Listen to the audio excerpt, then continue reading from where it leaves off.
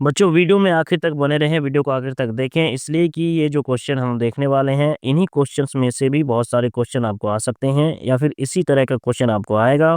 इसलिए वीडियो को आखिर तक बने रहें। अगर आप आखिर तक वीडियो नहीं देखेंगे तो आपको समझ में नहीं आएगा, दिक्कत होगी, फिर आपका रिजल्ट ज़्यादा अच्छा नहीं होने वाला है।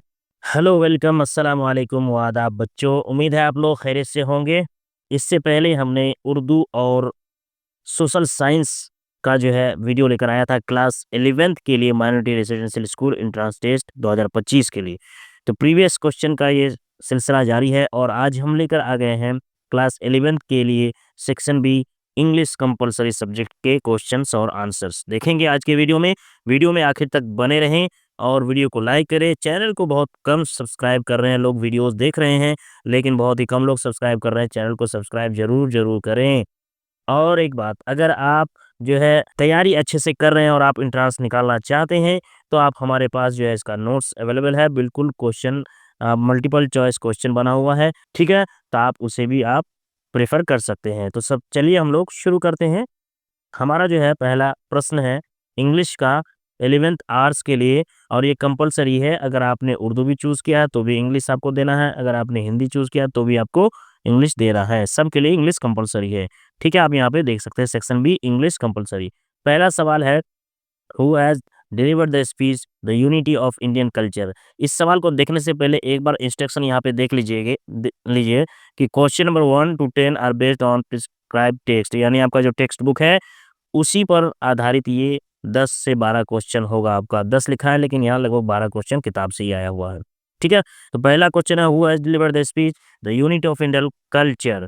तो सही ऑप्शन इसका क्या हो जाएगा, Humayun Kabir. The unity of Indian culture को हुमायूं कबीर नहीं जो है लिखा है, स्पीच में है ये, ठीक है। 52 in Europe the difference between masses and classes is at times very great. Option C बिल्कुल सही है। आप हमारे साथ इस चीज़ को देखते जाएं और मिलाते जाएं। आप जिन्होंने हमारे से प्रीवियस क्वेश्चन पेपर और नोट्स ले लिया वो आप अपने साथ में मिलाएं और जिन्होंने लिया वो आप जो है हमें संपर्क कर सकते हैं। सत्यजीत रे is critical of the habit of shooting films. क्या है ऑप्शन इसका, इंडोर्स, ठीक। अगला सवाल है 54 the poet Alexander Pope wants to die sad happy quickly unlamented. तो ये ऑप्शन भी बिल्कुल सही है। 55 who wrote the poem the heart. Empty heart poem किसने लिखा, ऑप्शन बी बिल्कुल सही है। अगला सवाल है Martha's beauty would as her voice ran on. तो इसका सही ऑप्शन हो जाएगा Martha's beauty would fade as her voice ran on. Option C सही है। 57 meditation according to Pope the happy man. क्या है, please meditation please the happy man. अगला सवाल है 58 the empty heart highlights man's greed. लालच को दर्शाता है। 59 her voice and her narrow chin is from Martha. मार्थाज voice and हर, ये जो है मार्थाज पोएट्री से लिया, पोएम से लिया गया है। 60 Premchand was a prolific writer of Hindu and Hindi and Urdu. Option C बिल्कुल सही है। अगला सवाल है 61 Katherine Mansfield stories followed in the footstep of the Russian writer Chekhov. अगला सवाल है the mother's advice to her daughter is never try to become an, उसके बाद खाली जगह child innocent. Option A never try to become an innocent child. उसके बाद जो आप देख सकते हैं ये क्वेश्चन आपने देखा बुक से था, उसके बाद देखिए यहाँ पे कि आपको ग्रामर सेक्शन शुरू हो गया है। Question number 63 to 64 choose the correct option. इसमें से आपको जो सही ऑप्शन उसको चुनना है। 63 में क्या है, सिनोनिम ऑफ वैनिश। एक सिनोनिम आया है, इसका सही ऑप्शन है एक्साइल। एक एंटोनिम ऑफ फ्लूड, इसका सही ऑप्शन क्या हो जाएगा, सॉलिड, यानी फ्लूड का उल्टा, ठीक है। ये हो गया एंटोनिम सिनोनिम। अगला आप देख सकते हैं choose the most suitable preposition. Preposition से आया है I am very proud my son, सही हो जाएगा of, I am very proud of my son. 66 they are very grateful your kindness, सही ऑप्शन हो जाएगा 4, they are very grateful for your kindness. 67 choose the most suitable translation for, वो 2 दिनों से बीमार है, तो सही ऑप्शन हो जाएगा इसका ही has been sick for 2 days।